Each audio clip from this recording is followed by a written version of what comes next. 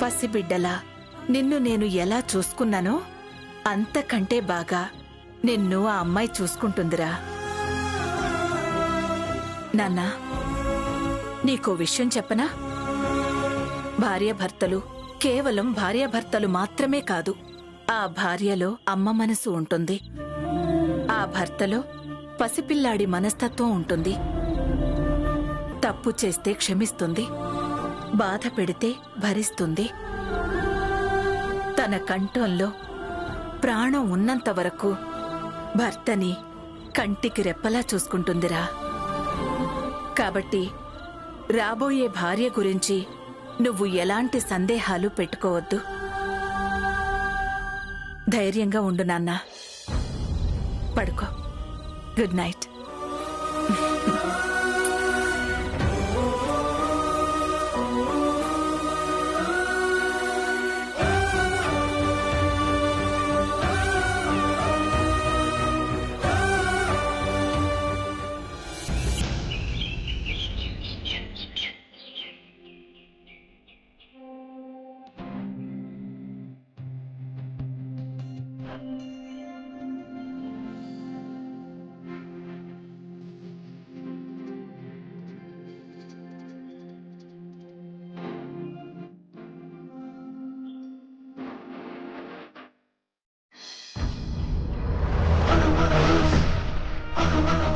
ఇదే ఆ చిన్నబాబు గారి గుండీరా.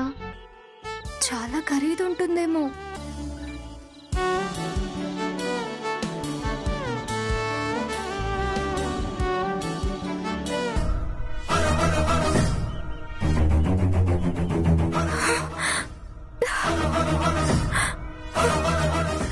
కిట్టు, కిట్టు, కిట్టు, కిట్టు, కిట్టు. ఏంటక్క? దేంట్లో ఉండే గుండి నువ్వేమైనా తీసావా? లేదక్కా. మరేమైనట్టు? గుండి ఏంటమ్మా? అదే నాన్న, ఆ రోజు చిన్నబాబు గారు నన్ను దించడానికి వచ్చారు కదా, అప్పుడు ఆయన గుండి మన ఇంటి ముందు పడిపోయింది. అది కిట్టుకి దొరికింది.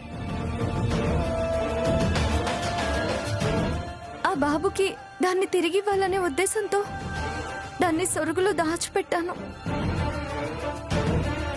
రాత్రి కూడా దాన్ని చూశాను నాన్న.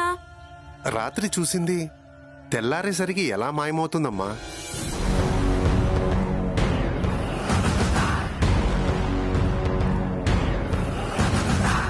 అత్తయ్య, అత్తయ్య, ఈ నెక్లెస్ ఎలా ఉంది? బాగుందమ్మా. ఎక్కడిది? భర్తుడిచ్చాడు. అప్పు చేసి కొన్నావా అమ్మా? కాదు, గుండె ఇచ్చి ఇది తెచ్చుకున్నాను.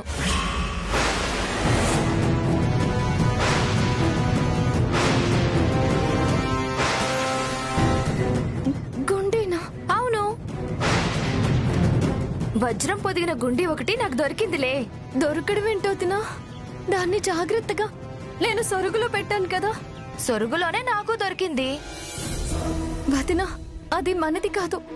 కిట్టుకి దొరికితేను వాళ్ళకి తిరిగిచ్చేద్దామని దాచిపెట్టాను. నాకు తెలియక అడుగుతాను, దొరికింది ఎవరైనా తిరిగిస్తారా? అదేంటొదినా అలా అంటావు? పరుల సొమ్ము పాము లాంటిది అంటారు కదా. అలా అనేది దొంగతనం చేసే వాళ్ళ గురించి, దొరికిన వాళ్ళ గురించి కాదు.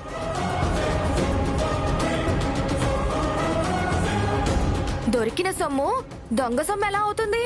అవ్వదు. అయినా ఈ నెక్లెస్ ని నా మెడకి దిగేసుకోవడం కోసం మాత్రమే తీసుకోలేదు.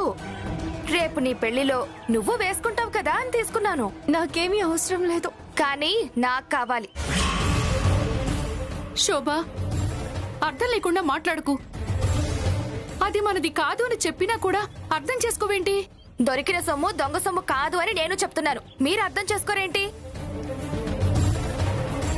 తప్పమ్మా. దొరికిన సొమ్ము ఎవరితో తెలిసాక తిరిగి వాళ్ళకి ఇవ్వకపోవడం చాలా పెద్ద తప్పమ్మా.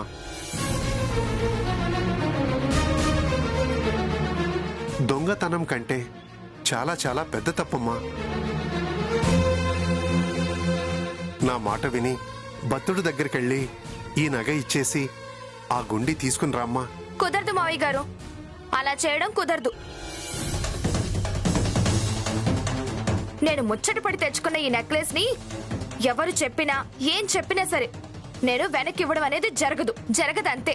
సరే వదినా, దాచుకో, నువ్వే ఉంచుకో.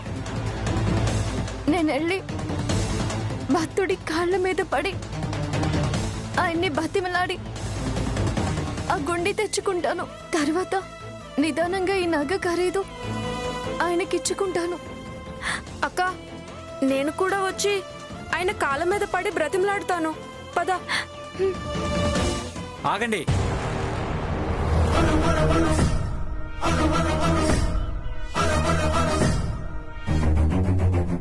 మీ వదించేసిన తప్పుకి మీరెళ్ళి ఎవరి కాళ్ళ మీద పట్టమేంటమ్మా? నక్లెస్ తీసుకెళ్ళి గుండీ తెచ్చుకోండి. శోభా, ఆ నక్లెస్ శ్యామకివ్వు. ఏంటి గొంతు లేస్తుంది?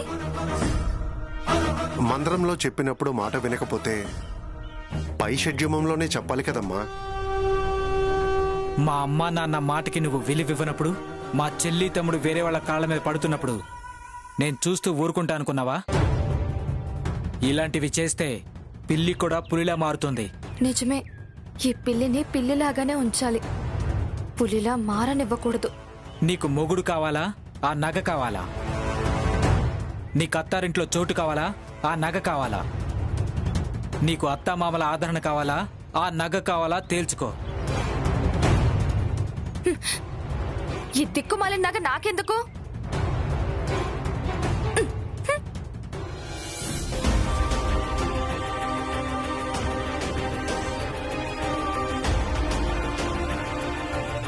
పద.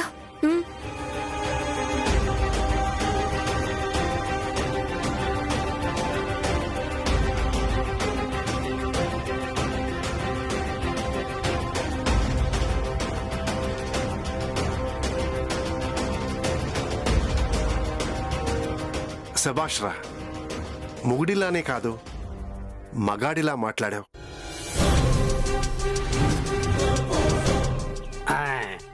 మా బాస్ చెప్పినట్టు బోర్డు సెట్ చేశాను. ఇక మా బాస్ ఎక్కడో వస్తున్నారు.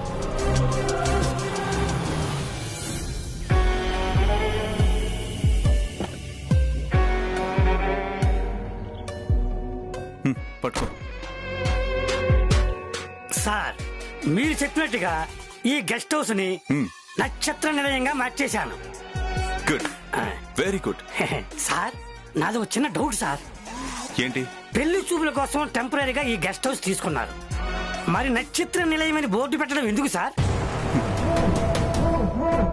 టెంపరీగా మనం ఈ గెస్ట్ హౌస్ తీసుకున్నా ఇది నక్షత్ర వాళ్ళ పర్మనెంట్ ఇల్లు అని పెళ్లి వాళ్ళు నమ్మాలి అంటే ఈ మాత్రం బిల్డప్ ఉండాలి. అబ్బా, ఏం బుర్ర సార్ మీది. అర్జున్, మల్లికార్జున్. సార్, మీలాంటి మనుషులు నూటుకో కోటికో ఒకరు కొడతారు సార్. నువ్వు కూడా నాలాగా ఎదగాలంటే నా దగ్గర కొన్ని లెసన్స్ నేర్చుకోవాలి. ఏంటి సార్? తప్పు చేసినా పర్ఫెక్ట్ గా చేయాలి. ఓహో. చేసేది తప్పైనా కమిట్మెంట్ ఉండాలి. ఓ. మన కమిట్మెంట్ ని, పర్ఫెక్షన్ ని ఎవ్వరు తప్పు పట్టకూడదు. ఇంత పర్ఫెక్ట్ గా, ఇంత కమిట్మెంట్ తో జీవితంలో నేను ఎప్పుడు తప్పు చేయలేను sir. Come on. Okay sir.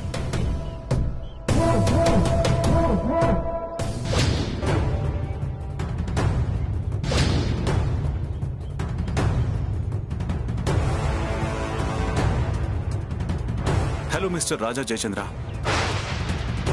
Mister Raja Jayachandra. Sir, పిలిస్తే వినపడదా? పిలిచారా? మీరా? నన్నా? అవును, మా సార్ మిమ్మల్ని 2 సార్లు పిలిచారు, 3వ రాజా జయచంద్ర అని అరిచారు, అయినా మీరు పట్టించుకోలేదు. ఎవరో రాజా జయచంద్ర అనేవాడిని పిలిస్తే సుబ్బారావుని నేనెలా పలుకుతానండి?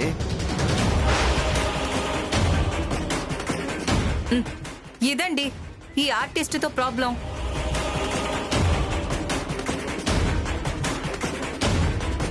అప్పుడప్పుడు క్యారెక్టర్లోంచి ఇలా బయటకు వచ్చేస్తూ ఉంటాడు. ఆల్టర్నేట్ గా వేరే ఆర్టిస్ట్ని చూసుకోమంటావా? వద్దు సార్, ఈ క్షణం నుంచి మీరు చెప్పే వరకు క్యారెక్టర్లోనే ఉంటాను సార్. చచ్చినా బయటికి రాను. బయటికి వస్తే చస్తావు. మణిమాల, సార్ మీ ముద్దుల కూతురు ఎక్కడ? Coming sir.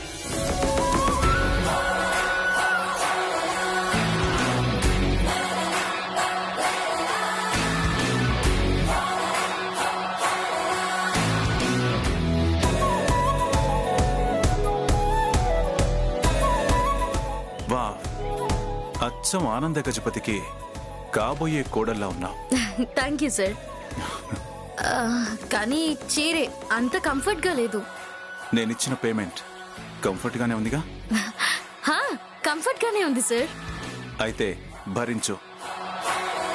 Okay sir, okay. వాళ్ళు వచ్చాక మీరు ముగ్గురు జాగ్రత్తగా యాక్ట్ చేయండి. Okay sir. న్యాచురల్ గా ఉండాలి మీ యాక్టింగ్. Okay sir. నేను ఆ రూమ్ లో ఉంటాను.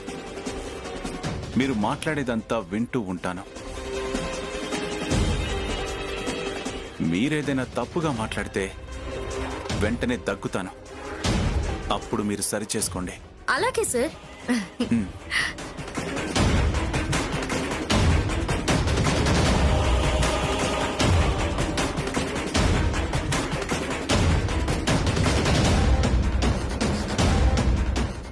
సుందర్ సార్, ఈ కృష్ణుడి బొమ్మ తీసుకెళ్లి అక్కడ ముందర పెట్టు. ఇక్కడ బాగానే ఉంది కదా సార్. కానీ నేను చెప్పిన చోట పెడితే ఇంకా బాగుంటుంది. వసంత కృష్ణుడి భక్తురాలు.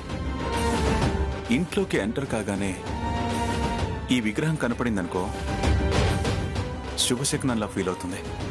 ఓకే? Okay sir.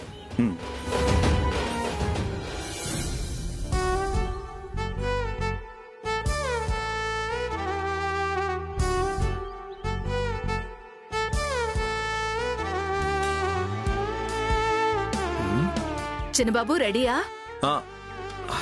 రెడీ అవుతున్నా మమ్మీ. నా డ్రెస్ కనబడట్లేదు. ఏ డ్రెస్ నాన్నా? అదే మమ్మీ, నా బర్త్డేకి నువ్వు ఇచ్చావు కదా, అది.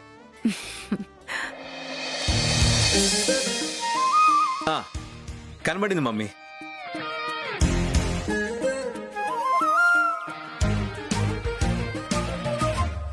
పెళ్లి చూపులకి ఈ డ్రెస్ సెలెక్ట్ చేసుకున్నావా?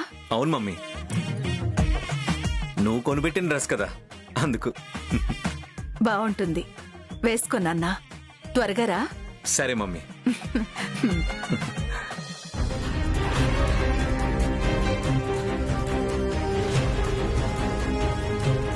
అరే, దీనికి బటన్ లేదే, ఏమైంది? వసంత, నేను రెడీ. నేను రెడీ అండి. అమ్మగారు గురువమ్మగారు వచ్చినారు. గురువమ్మ వచ్చిందా? హ.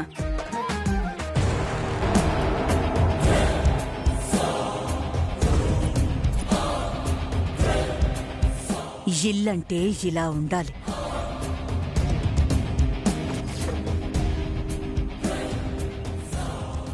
ఎంతసేపు అయింది వదినా వచ్చి? ఇప్పుడే వదినా. నమస్కారం అన్నయ్య గారు. నమస్కారం అమ్మా. రూపారాణి బాగుందా? మీ దయవల్ల బాగానే ఉంది అన్నయ్య గారు. పదమ్మా, రా.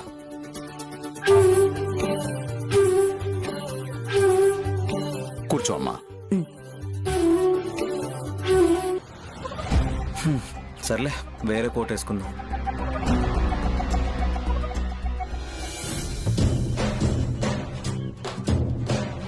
చెప్పొదినా, ఏదో పని మీద వచ్చినట్టున్నా? పనంటే అది వదినా, అన్నయ్య ఫ్రెండ్ రాంభూపాల్ గారు ఉన్నారు కదా, వాళ్ళింట్లో ఏదో ఫంక్షన్ ఉందంట. ఆ ఫంక్షన్లో ఏ ప్రోగ్రాం పెడతామా అని ఆలోచిస్తున్నారంట. ఓ, అన్నయ్య గారు ఒక మాట చెప్పి మన రూపారాణి ప్రోగ్రాం అరేంజ్ చేస్తే బాగుంటుంది కదా అని. అలాగేనమ్మా, దానికేం భాగ్యం. అతనితో మాట్లాడి ప్రోగ్రాం అరేంజ్ చేస్తాం. చాలా సంతోషం అన్నయ్య గారు. వదినా, ప్రోగ్రాంకి మీరిచ్చిన రేటు కాకుండా మామూలుగా మేము బయట తీసుకునే రేటు చెప్తాను, పర్వాలేదు కదా? అలాగే వదినా, మీ ఇష్టం వచ్చినంత రేటు చెప్పుకో. పాపం అదే కదా మీ ఆదాయం. ఆ, మమ్మీ ఆ? నేను రెడీ. బాగున్నారా ఆంటీ? బాగున్నాను బాబు. మమ్మీ ఈ కోట్ ఎలా ఉంది?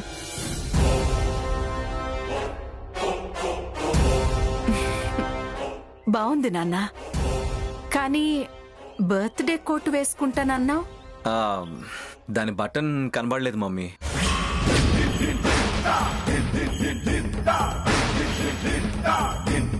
ఎక్కడో మిస్ అయినట్టుంది. బటన్ మిస్ అయిందా? అవును మమ్మీ. అయితే వెంటనే పోలీస్ కంప్లైంట్ ఇవ్వాలి. ఏమండి, పోలీసులకి ఫోన్ చేయండి. కోటు బటన్ మిస్ అయితే పోలీస్ కంప్లైంట్ ఇవ్వడం ఏంటొదినా? అది మామూలు బటన్ కాదు వదినా, డైమండ్ పొదిగిన బటన్. లక్షల ఖరీదు చేస్తుంది. వీడి బర్త్డే గిఫ్ట్గా మీ వదిన స్పెషల్గా చేయించిందమ్మా. బటన్లో డైమండా? డబ్బులుంటే ఇంతే, చెప్పులకు కూడా డైమండ్స్ వేయించుకుంటారు. మమ్మీ ఇప్పుడు ఈ పోలీస్ కంప్లైంట్లు ఏమీ వద్దు. రూమ్లోనే ఎక్కడో పడిపోయి ఉంటుంది, తర్వాత వెతుకుదాం. అది కాదురా. Mummy please. సరే నాన్న.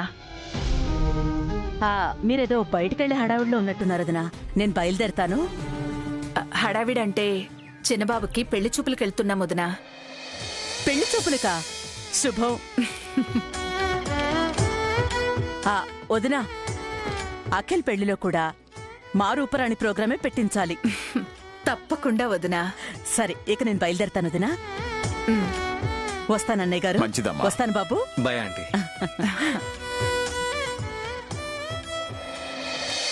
ఇంకా మీ కోడళ్ళు రెడీ అవ్వలేదా? రెడీ అయి వస్తారులేండి, తొందర ఏముంది? అంటే వాళ్ళు వచ్చే లోపల వర్జం వచ్చేస్తుందేమోనని. అదిగో వాళ్ళు కూడా వచ్చేశారు.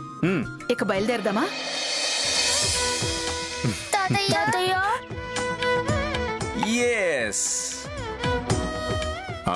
రెడీ అయిపోయారా? మనం బయలుదేరదాం, టైం అవుతుంది. పదండి. పదండి.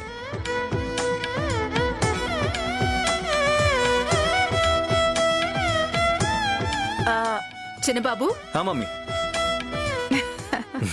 నువ్వు, డాడీ, పెద్దన్నయ్య, పెద్దొదిన ఈ కార్లో వెళ్ళండి.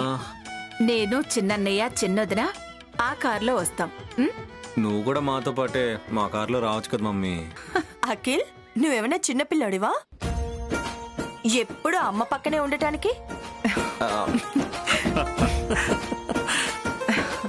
అయినా నువ్వు ఇప్పుడు వెళ్తుంది కాన్వెంట్ కి కాదు, పెళ్లి చూపులకి. చూడనే వదిన. చూసే కదరా పెళ్లి చేసుకున్నాను మీ వదిన్ని. త్వరగా బయలుదేరాలి, మళ్ళీ వర్జం వచ్చేస్తుంది. వసంత ఎదుర్రా. రండి.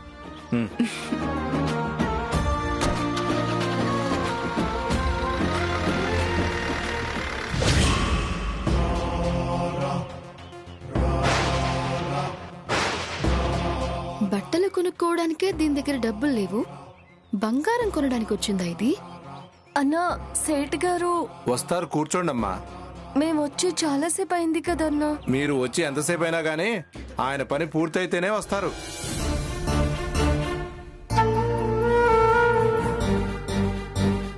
అదిగోమ్మా వచ్చేసారు సేటు.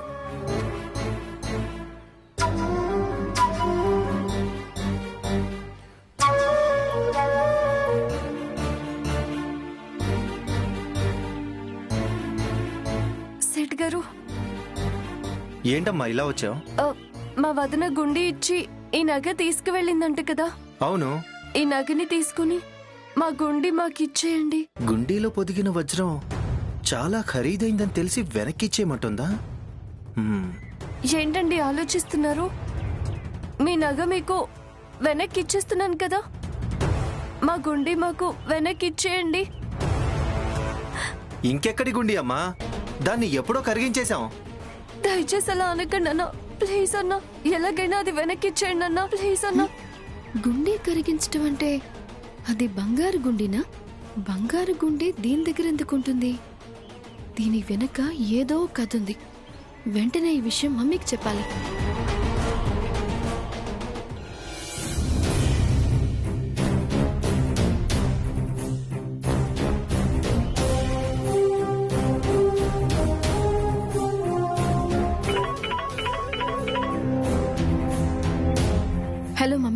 ఎక్కడున్నావు?